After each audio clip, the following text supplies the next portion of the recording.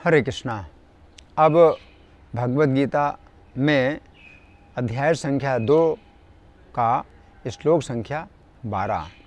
न त्वेवाहं जातु नासं न त्वं नेमे जनाधिपा न चैव न भविष्यामः सर्वे वयम् अतः परम।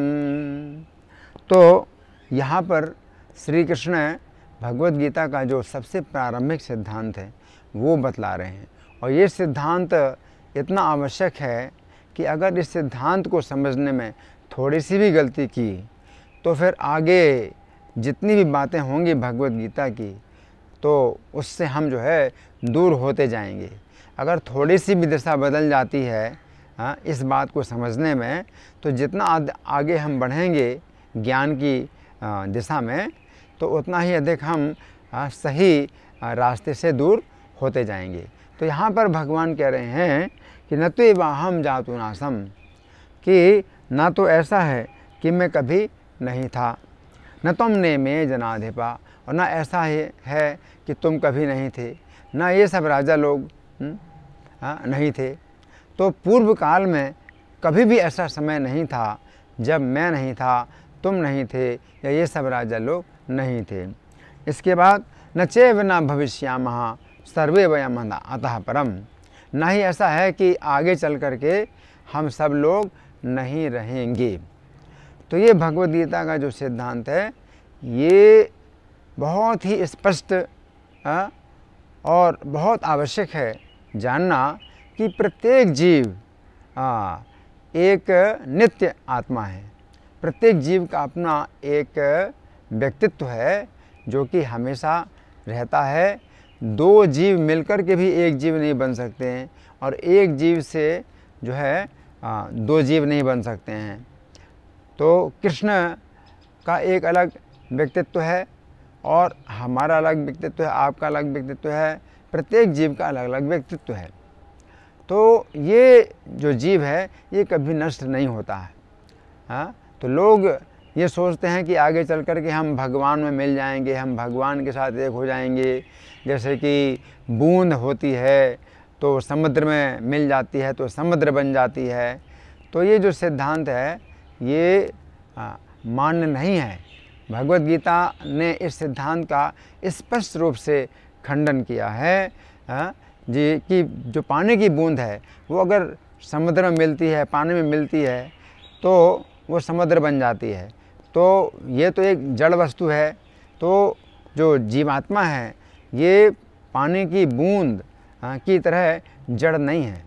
लेकिन हाँ, हम ये कह सकते हैं कि जिस प्रकार से पानी की बूंद तुच्छ है समुद्र की तुलना में, उसी प्रकार से हम श्री कृष्ण की तुलना में हमारी शक्तियाँ बहुत नगण्य हैं। बहुत हम सब जीवात्माएँ बहुत तुच्छ हैं भगवान कृष्ण की तुलना में।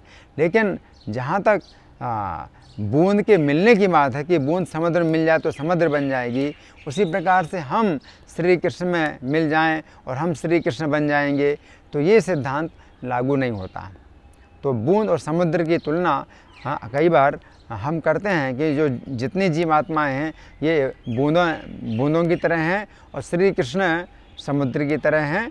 तो वो उस दृष्टि से की जाती है कि बूंद की जो मात्रा है, बूंद में जो पानी की मात्रा है तो वो बहुत थोड़ी है, समुद्र में जो पानी की मात्रा है वो असीमित है। तो इस दृष्टि से, लेकिन जहाँ तक मिलने का संबंध है कि बूंद समुद्र में मिल जाएगी तो समुद्र बन जाएगी, तो ये सिद्धांत बिल्कुल गलत है। हमें इस बात को अच्छी प्रकार से समझ लेना चाहिए। तो भगवान भगवद गीता के सिद्धांत में सबसे पहला जो बिंदु है वो यही बतलाते हैं कि हम सब जीवात्माएँ नित्य हैं और कभी भी हम जन्म नहीं लेते, ना हम कभी मरते हैं। हम शरीर बदल रहे हैं, या तो हम श्री कृष्ण की सेवा में जाएंगे तो उनके धाम में रहेंगे, तो उनकी सेवा करेंगे तो हमें आध्यात्मिक शरीर प्राप्त होगा। उस शरीर में जन्म मरण का कोई संकट नहीं होगा। और अन्यथा कृष्ण की सेवा को छोड़ करके हम यहाँ पर आए हैं तो यहाँ जन्म मरण का जो है संकट हमें प्राप्त होता है और बार बार जन्म मरण का संकट प्राप्त होता है। लेकिन जहाँ तक जीवात्मा के जन्म मरण की बात है तो जीवात्मा का जन्म मरण नहीं होता है। तो प्रत्येक जीव का श्री कृष्ण के साथ एक संबंध है और वो विशिष्ट संबंध है जिसे हमें जागृत करना होता है। लेकिन वो संबंध कभी नष्ट नहीं होता है। वो संबंध इस समय सुप्त अवस्था में है। उस संबंध को हमें जागृत करना है कि हम श्री कृष्ण के सेवक हैं।